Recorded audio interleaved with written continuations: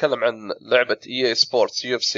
أنا بقيم اللعبة. أول شيء بتكلم عن اللعبة أول هي نزلت أول شيء كان الببلشر مسوي اللعبة THQ، وسووا UFC 2009 و10 و12 و11 أجزاء كثيرة Undisputed، سووا أجزاء كثيرة THQ مسكوا اللعبة، بس بعدين فلسوا THQ.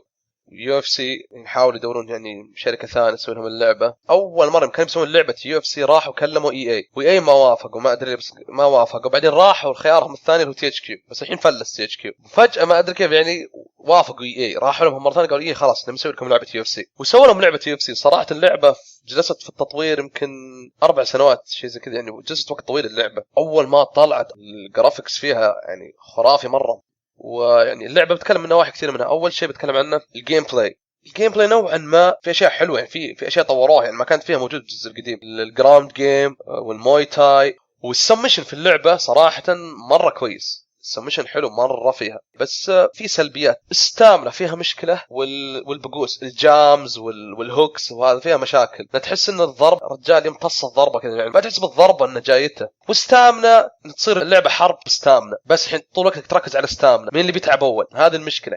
جيم بلاي عميق مرة. اقل شيء لو واحد يبغى يحترف اللعبة هذه بيله 7 شهور حاجة زي كذا، يعني لعبة صعبة عميقة مرة. يعني كل حركة تسويها لها 3 حركات تقدر تفكها. الشيء الثاني نتكلم عنه الجرافيكس في اللعبة. الجرافيكس صراحة شيء حلو، يعني ايه يسوي شيء زي كذا، جابوا الفايترز وسووا لهم سكان، وحتى بعد كل شخصية مشهورة تحس انه هو يعني له مشيته الخاصة، له دخولها الخاص. يعني ما تقدر مثلا يجيبون لك 70,000 شخصية ينسخون نفس المشية نفس الحركات. الشخصيات المهمين مرة لهم حركاتهم موجود، زي اندرسون سيلفا كيف جاي مثلا يسوي تانت مثلا كذا يوقف كذا يناظر، والموي تاي عنده تشاك لوديل، جوزي ألدو، يعني ناس كثيرين مرة، أنثوني بادس، يعني شخصيات كثير، يعني لهم شخصيات لهم اسلوبهم، يعني شيء حلو حطوها في EA. شيء ثاني في الجرافيكس بعد يعني ضبط اشياء من ناحيه النور، الجسم، شيء يسمونه الشاك ويفز. مثلا كمت واحد مثلا في بطنه تشوف جلده كذا يتحرك زي الموجات زي في الصدق. العضلات تشوف عضلاتهم تطلع، رجول الفايترز رجولهم تلمس الارض. بعض الالعاب تشوف رجل الرجال مرتفعه شوي عن الارض، لا هذا رجولهم تلمس الارض.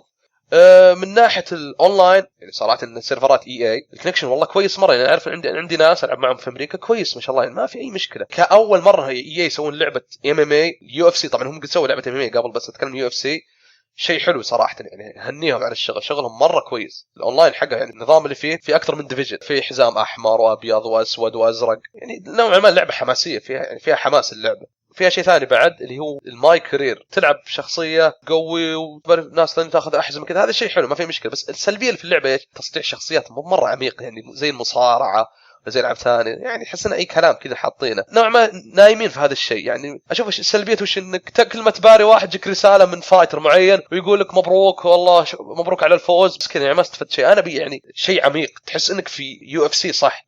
تروح مؤتمر صحفي، مثلا يسوي القياس الاوزان الفايترز زي في الصدق. اما ان اللعب كذا بس العب ويجيك كل شيء واحد يقول لك شكرا مبروك فزت، شيء نوعا نايمه. بس ان شاء الله راح يحسنونه في الجزء الجديد. الجزء الجديد قالوا في جزء جديد بينزل، ممكن يعلنون عنه هذه السنه في 2015 او في بدايه 2016. وانا بقيم اللعبه من ناحيه الجرافيكس صراحه رهيب، اعطيه 4.5 من 5.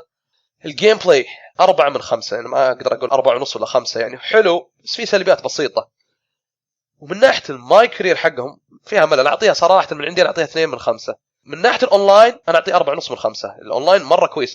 يعني هذا تقييمي كل الاشياء الايجابيه والسلبيه في اللعبه.